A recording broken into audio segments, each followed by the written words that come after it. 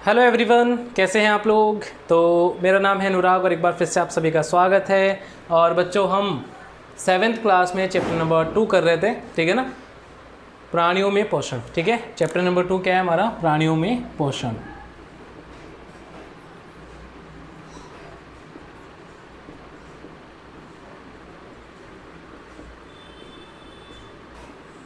तो अब तक हमने जो मनुष्य का पाचन तंत्र पढ़ा, ठीक है, मनुष्य का जितना भी पाचन तंत्र उसके अंग हैं उनके बारे में हमने चर्चा कर ली है। और आज हम पढ़ेंगे कि जो जंतु घास खाते हैं उन जंतुओं में किस तरीके से पाचन होता है, यह आज अपन पढ़ेंगे। ठीक है बच्चों, तो बहुत अच्छी जानकारी आपको यहाँ मिलने वाली है। तो वीडियो को पूरा देखना एक बार। और चलिए शुरू करते हैं। तो देखो,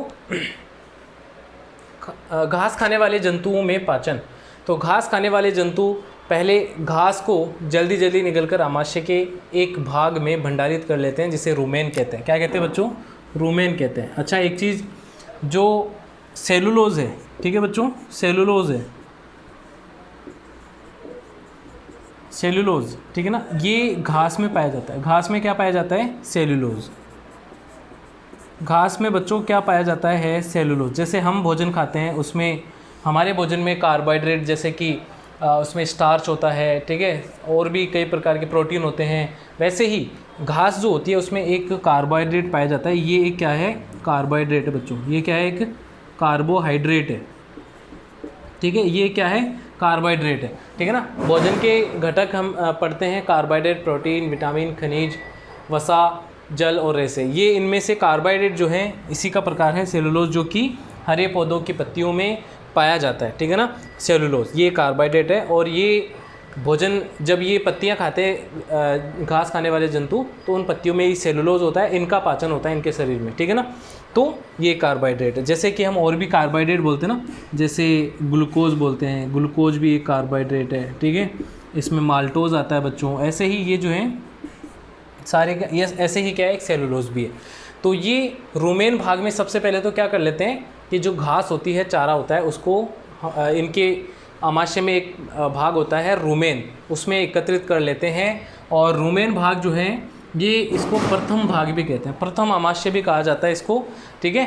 फिर है रूमेन भाग में भोजन का आंशिक पाचन होता है। आंशिक पाचन मतलब थोड़ा बहुत इसमें पाचन होता है, जिसे जुगाल कहते हैं, जुगाल, ठीक है, इसको जुगाल कहा जाता है।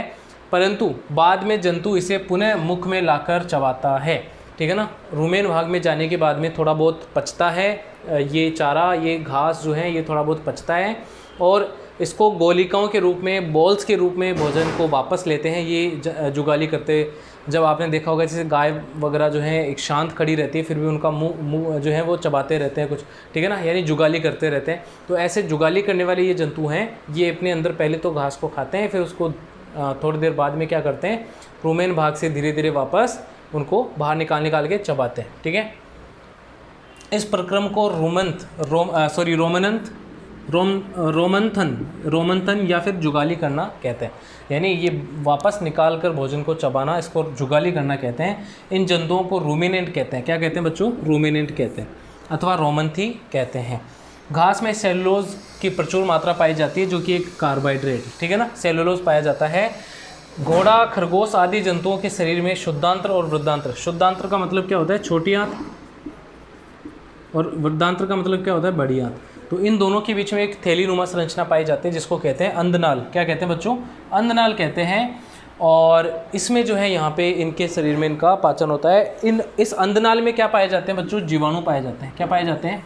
जीवाणु। कुछ विशेष प्रकार के जीवाणु पाए जाते हैं जो इस भोजन का पाचन करते हैं, ठीक है ना। इसके अलावा जो हिरण होते हैं, गाय, भैंस, बकरी वगैरह होते हैं, इनमें रूमेन भाग में जीवाणु पाए जाते हैं जो वहाँ पे उनका पाचन करते हैं, ठीक। तो ये यहाँ पे सेलुलोज का पाचन जीवाणु द्वारा किया जाता है, किसमें? अंधनाल में, ठीक है बच्चों। जैसे कि यहाँ पे आप डायग्राम में देख सकते हैं, ये वाला डायग्राम इस तरीके से होता है इनके शरीर के अंदर पाचन, ठीक है। ये होता है जीवों के अंदर पाचन। ये देखो घास को खा रहे हैं, और फिर रूमेन भाग होता है, वहाँ पे एकत्रित करते हैं और फिर वापस से निकाल के चबाते हैं। इस तरीके से जो है इनके अंदर पाचन होता है। शुद्धांत्र, फिर ये जो है शुद्धांत्र में जाता है। इस तरीके से इसका पाचन होता है, ठीक है बच्चों। तो ये डायग्राम आपने देखा, और ये जो है सारी बातें आप ध्यान रखेंगे, ठीक है। तो ये आप ध्यान रखेंगे। हिरण वगैरह जो होते हैं उनके रूमेन भाग में क्या पाए जाते हैं बच्चों? रूमेन भाग में जीवाणु पाए जाते हैं। जो गाय वगैरह होती हैं उनके रूमेन भाग में जीवाणु पाए जाते हैं और ये क्या करते हैं? पाचन करते हैं। ठीक है, जीवाणु पाए जाते हैं जो पाचन का कार्य करते हैं रूमेन भाग में। किसमें?